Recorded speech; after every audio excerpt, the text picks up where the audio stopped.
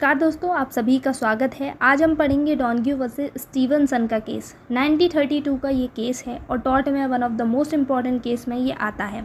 यहाँ पर दो डॉक्ट्रिन्स के बारे में पढ़ते हैं, एक है डॉक्ट्रिन ऑफ नेग्लिजेंस और एक है नेबर प्रिंसिपल। दोनों के बारे में आप अच्छी तरीके से इस केस में समझ जाएंगे। सबसे पहले हम बात करेंगे फैक्ट्स ऑफ द केसेस की।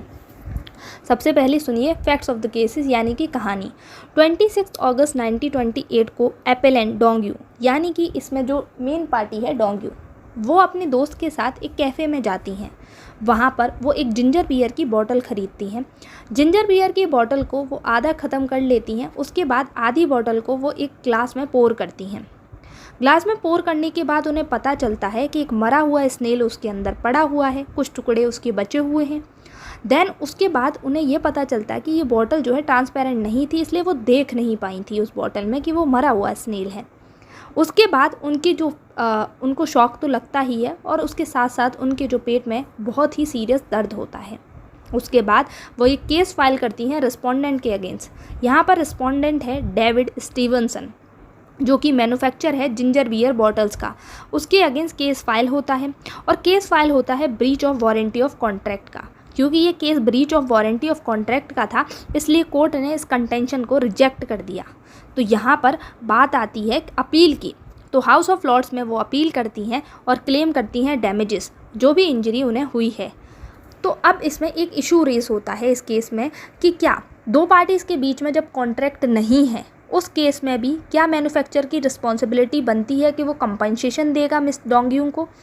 तो ये एक इशू बन के यहाँ इस केस में खड़ा होता है। तो इस केस की जजमेंट क्या आती है? जजमेंट में कुछ सेवरल प्रिंसिपल्स हैं जो लेट डाउन किए जाते हैं। जजमेंट आती है एपेलेंट के फेवर में यानी कि डोंग्यू के फेवर में।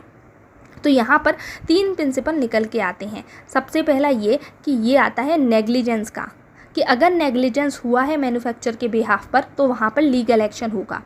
लीगल एक्शन तब होगा जब पार्टी की किसी प्रॉपर्टी को लॉस हुआ है या फिर हेल्थ को लॉस हुआ है। तो यहाँ पर नेग्लिजेंस के लिए जो रिस्पोंडेंट है वो रिस्पॉन्सिबल होगा।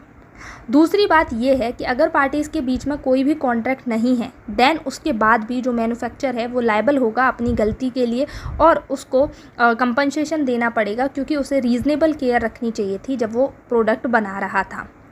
एक तीसरा प्रिंसिपल आता है नेबर प्रिंसिपल, जो कि इम्पॉर्टेंट है।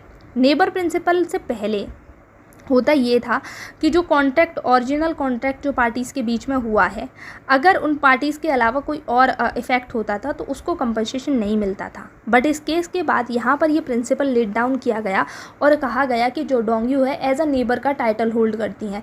नेबर का टाइटल का मतलब ये है कि पार्टीज़ के अलावा कोई थर्ड पार्टी या कोई भी लोग जो इनडायरेक्टली डायरेक्टली इफ़ेक्ट हो रहे हैं उस कॉन्ट्रैक्ट की वजह से, उनको भी कंपनसेशन या डैमेजेस मिलेंगे। क्योंकि वो उसकी वजह से डोंग्यू यहाँ पर नेबर का टाइटल होल्ड करती थी और वो उस जिंजर बियर बॉटल की वजह से इफ़ेक्ट हुई, भले ही वो पार्टी नहीं थी कॉन्ट्रैक्ट की, तब भी उसे कंपनसेशन मिलेगा। तो नेबर प्रिंसिपल इसमें लेट डाउन होता है कि एज अ नेबर आप एक्ट करते हो जब आप डायरेक्टली कॉन्ट्रैक्ट से नहीं जुड़े हुए, बट उस कॉन्ट्रैक्ट की वजह से आपको इफ़ेक्ट हो रहा है या डैमेजेस हो रहे हैं। तो ये प्रिंसिपल यहाँ लेट डाउन किया गया। तो ये था पूरा केस। आई होप आपको समझ में आया होगा।